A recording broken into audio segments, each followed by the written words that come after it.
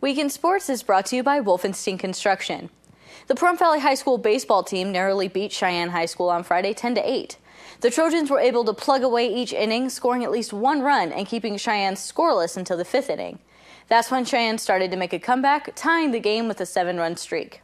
However, the Trojans were able to inch past them in the 6th inning and maintain it to claim a victory. They start a 3-day tournament today hosted by Chaparral High School.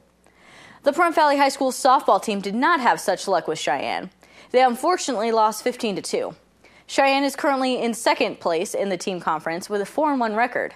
Pahrump now has a 2-3 conference record and are ranked 6th. They will travel to Mojave on Wednesday, and then they will have a home game on Thursday against Faith Lutheran at 3:30. Some of the athletes on the PVHS boys and girls track and field teams competed at the Las Vegas Classic Invitational track meet on Saturday. It is one of the largest track meets held with some of the toughest competition. There were 30 teams represented by athletes. For the girls, Kelby Middleton took 4th in the 100-meter dash and 1st in the 200-meter dash. Megan McDermott took 4th in the 100-meter hurdles, 6th in the long jump, and 8th in the triple jump. Kaylee Havel took 12th in the shot put. Sydney Dennis took 1st place in the 2-mile run against all other freshmen. For the boys, Bryce Odegaard took 15th in the 800-meter run and 1st in the mile run against all other freshmen. Dylan Montgomery was 6th in the 110-meter hurdles and 6th in the 300-meter hurdles, and Nico Cipollini tied for 14th in the pole vault. Congratulations to those who were able to qualify for this meet.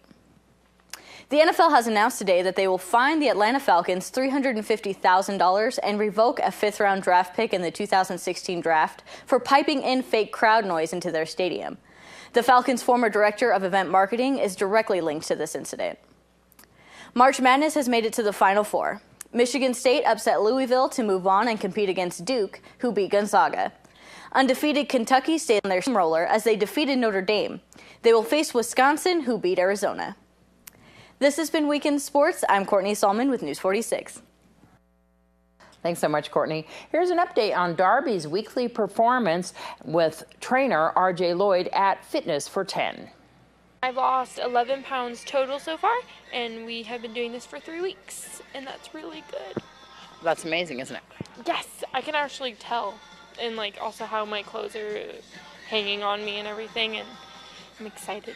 What's different this week than last week that made such a huge difference in weight loss?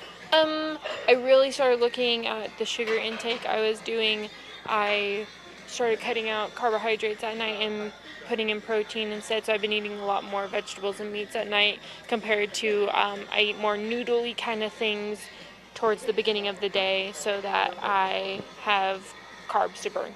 Does this energize you to go forward more that you've had such a dramatic weight loss this week? It makes me really excited because I feel like I'm actually moving forward, and I've done this in the past before, and when I wouldn't lose weight, I was just like, what's the point? I'm not really doing this for any reason. I just wanted to lose weight, and now I'm actually doing it, so I'm really excited, and I'm like, I can lose all the weight now, yeah! You guys have been doing great with your weight loss. I want to say both you and Darby lost 4 pounds this week. You guys went to surpass your goals. So far, you guys are at 10 pounds each apiece. So that's the weight loss so far is 10 pounds apiece. Let's talk about the difference so that the public can hear what the difference was in the week before's weight loss being very little and then making a change in this week. What do you think that we did different so that people know that there were some key items that maybe have seemed not that important to change but made a big difference? Well, the biggest things were cutting the carbs out at night. Cutting the carbs out, the sweets, looking at your sugars. When looking at reading labels, looking at 1-digit sugar counts and carbohydrate counts, and watching your calorie intake. I think those are the biggest things. And upping your water intake and stopping with sodas or not like cutting cold turkey, but just cutting back. Yeah. And that really helped out a lot. I think once you guys realize that, cutting those things out of your eating habits was such a tremendous goal. That's some of the things that I've noticed in this journey is that piece of licorice, a little thing here, a little thing here, these really add up. You don't really realize what you're putting in your mouth until you start writing it down there and seeing what you're actually eating, what the carbohydrates are, what is really going on. Exactly. I mean, once you start putting pen to paper and you start seeing exactly what you're putting in your mouth, then you realize, oh my God, look what I'm doing here. And you see where you're going wrong and you're able to fix those situations. Just not doing that and just grazing, grabbing things here and there, that's where you tend to go out of control. And you probably start putting wrong calories in, bad carbs, bad fats, and that's where it goes haywire. I think you guys are doing a great job with that. We also had peak performance trainer Joe Hayden in there with her. If you would like to join Darby on her mission to get fit, call Fitness for 10 at 751-6683. One person is dead and 2 more were hospitalized after an unauthorized vehicle tried to gain access to the National Security Agency campus in Fort Meade, Maryland. Shortly before 9 a.m. today, a vehicle containing 2 individuals attempted an unauthorized entry at a National Security Agency gate.